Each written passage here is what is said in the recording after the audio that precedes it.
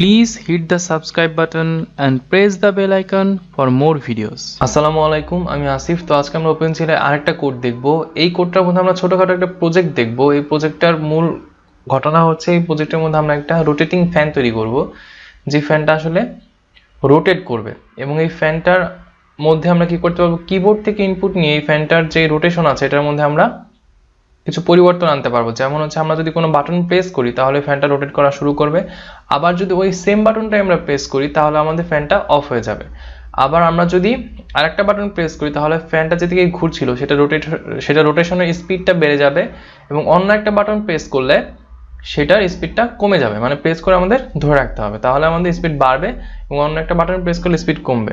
তো আমরা আজকে এই প্রজেক্টটা, এই ছোটখাটো একটা প্রজেক্ট সম্পর্কে আমরা আলোচনা করবো যে এরকম একটা প্রজেক্ট আমরা কিভাবে করতে পারি। তো সেই জন্য আমাদেরকে প্রথমে কোড ব্লকসটা ওপেন করতে হবে। এইখানে আমাদের ফাইলে যেতে হবে, ফাইলে যে নিউতে যেতে হবে, তারপর হচ্ছে প্রজেক্টে যাব, দেন এখান থেকে গ্লাড প্রজেক্ট, তারপর নেক্সটে যাব, দেন আমরা একটা নাম দিলাম হচ্ছে rotating fan, then next finish. তো এখানে আমাদের রোটেটিং ফ্যান নামে একটা প্রজেক্ট ক্রিয়েট হয়ে গেছে। এখানে সোর্সেস নামে একটা অপশন আছে, এখান থেকে আমরা যাবো main.cpp-তে। তারপর আমরা আমাদের এই কোডটা আমি ডেসক্রিপশনে দিয়ে দিব, এখান থেকে আপনারা ডাউনলোড করে নিতে পারবেন। সম্পূর্ণভাবে কপি করে কোড ব্লকসটা ওপেন করে এটার উপরে পেস্ট করে দিব। তো প্রথমে আমরা কোডটাকে রান করে দেখি আসলে কি হয়। তো কোডটাকে আমরা রান করলাম। দেখেন এইখানে আমরা একটা ফ্যানের মতো একটা শেপ দেখতে পাচ্ছি, এরকম একটা শেপ দেখতে পাচ্ছি। তো এটা আসলে সাধারণত আমি দুইটা স্কোয়ার শেপ দিয়ে তৈরি করেছি ফ্যানটা, আমাদের নিজেদের ইচ্ছা মতো আর কি। তো এখানে আপনারা যে কোনো শেপ দিয়ে তৈরি করতে পারেন আপনাদের ইচ্ছা মতো, জাস্ট এটা বোঝানোর জন্য, আর কোনো কিছুই না। আর মাঝখানে যে সার্কেলটা দেখতে পাচ্ছেন এটাকে আমি সলিড টোরাস দিয়ে শুরু করেছি। জিএল রেকটেফের কাজটা আমরা জানি, তো রেকটেফ দিয়ে হচ্ছে আমি এই স্কোয়ার শেপগুলো তৈরি করেছি, এবং জিএল সলিড টোরাস দিয়ে হচ্ছে আমি সার্কেলটা তৈরি করেছি। তো দেখেন আমি যদি কিবোর্ড থেকে এস বাটনটা প্রেস করি তাহলে কিন্তু এটা ঘুরছে। আমি এটা একটু বড় করে দেখাই তাহলে আপনারা ইজিলি বুঝতে পারবেন। দেখেন এই ফ্যানটা কিন্তু ঘুরছে, আমি এস বাটন প্রেস করেছি, এই ফ্যানটা হচ্ছে ঘুরছে। আবার যদি আমি সেম এসটাই প্রেস করি তাহলে এটা অফ হয়ে যাবে। তাহলে এসটা প্রেস করলে এটা ঘুরবে, এবং এস প্রেস করলে আবার এটা অফ হয়ে যাবে। তো আমি এসটা প্রেস করলাম, দেখেন এটা ঘুরছে। সেম বাটন দিয়ে আমরা কাজটা করছি, তাই না? তারপর হচ্ছে কি, আমি যদি এখানে কেতে প্রেস করি, কে বাটন যেটা আছে, কেতে প্রেস করে ধরে রাখি তাহলে এটা স্পিডটা বেড়ে যাচ্ছে। স্পিডটা কিন্তু আগের থেকে অনেক বেড়ে গেছে, তাই না? তো আমি যদি আবার কেটা ছেড়ে দিই তাহলে স্পিডটা আবার কমে যাবে। এবং এখন যে স্পিডটা আছে, আমি যদি স্পিডটাকে আরো কমাতে চাই তাহলে আমি আইতে যদি প্রেস করি তাহলে দেখবো আমরা স্পিডটা আরো কমে গেছে। তো এই তিনটাই হচ্ছে আমাদের মূল কাজ এই প্রজেক্টটা। তো এই কাজটা আমরা কিভাবে করেছি সেটা আমরা এখন কোডের মধ্যে বিস্তারিত দেখব। তো আমরা কোডে চলে যাই।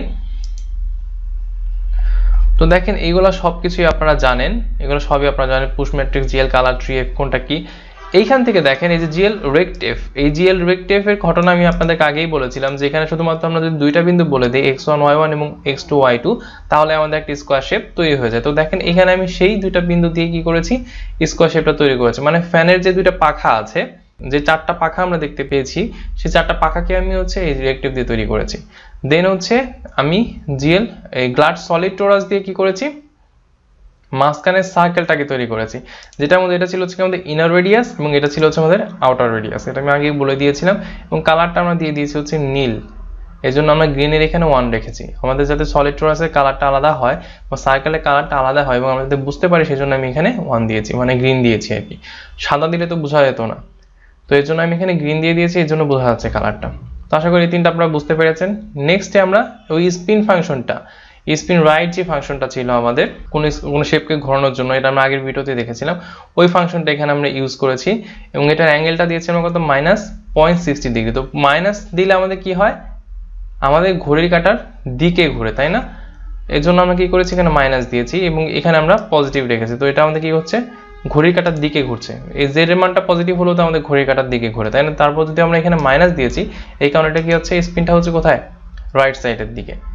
দেন এইখানে আমরা কি করেছি, এখানে জিএল কালার এবং অর্থ এটা তো সবাই জানেন, এটা আমি আর বলছি না।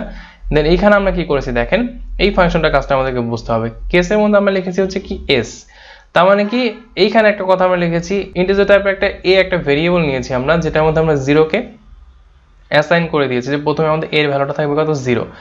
দেন আমরা এখানে কেসের মধ্যে কি লিখেছি, এস কে যদি আমরা প্রেস করি তাহলে এবং এ ইকুয়াল টু যদি 0 হয় তাহলে প্রথমবার কি হবে, এর মান তো আমরা 0টা বলেই দিয়েছি, যখন আমরা এস কে প্রেস করব তখন সেই কন্ডিশনের মধ্যে চলে আসবে, কন্ডিশনের মধ্যে এসে দেখবে এর মানটা হচ্ছে আমার 0, কারণ আমি এখানে আগে 0টা ইনিশিয়ালাইজেশন করে দিয়েছি। তারপর সে কি করবে, এই ইফ এর ভিতর ঢুকে যাবে, ইফ এর ভিতর ঢুকে গিয়ে এই ফাংশন দুটো কাজ করবে। এখানে কি করবে, সে গ্লাড আইডল ফাংশনের মধ্যে স্পিন ডিসপ্লে রাইট এটা এই ফাংশনটাকে কল করবে। এই ফাংশনে এই গ্লাড আইডল ফাংশনের মধ্যে এই ফাংশনটা লেখার মানে কি, মানে হচ্ছে এই ফাংশনে যে কাজটা আছে এটা কন্টিনিউয়াসলি হতে থাকবে, যে কারণে এটা রাইট সাইডের দিকে কন্টিনিউয়াসলি ঘুরছিল। দেন সে কি করে দিবে, এর মানটাকে 1 করে দিবে। এর মানটা 1 করে দেওয়ার মানেটা কি, মানেটা হচ্ছে প্রথমবার এস প্রেস করার ফলে এর মানটা ছিল 0, যখন আমরা সেকেন্ড বার আবার এস প্রেস করব তখন এর মানটা কত হয়ে যাবে, 1 হয়ে যাবে। তো যখন আমরা প্রথমবার এসটা প্রেস করার পর এই ফাংশনের কাজটা হয়ে গেল, তারপর সে এর মানটাকে 1 করে দিল। এখন যদি আমরা সেকেন্ড টাইম এসটাকে প্রেস করি তাহলে এখন সে কোন জায়গায় ঢুকবে, দেখেন এখানে কিন্তু তখন আমাদের এর মানটা 0 থাকবে না, এর মানটা তখন হয়ে যাবে কি, সেকেন্ড বারের জন্য এর মান হয়ে যাবে 1, তখন সে আর এই ইফ কন্ডিশনের মধ্যে ঢুকবে না, তখন সে চলে আসবে হচ্ছে এলসে।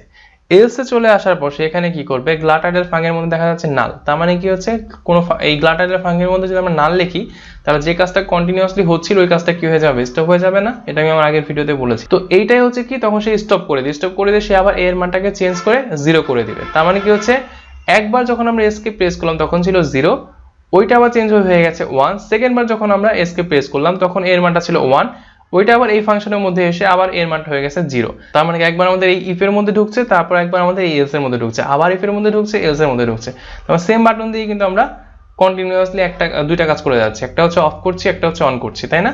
তো এইটাই হচ্ছে আমাদের এই এস এর কাজ, আশা করি এটা বুঝতে পেরেছেন।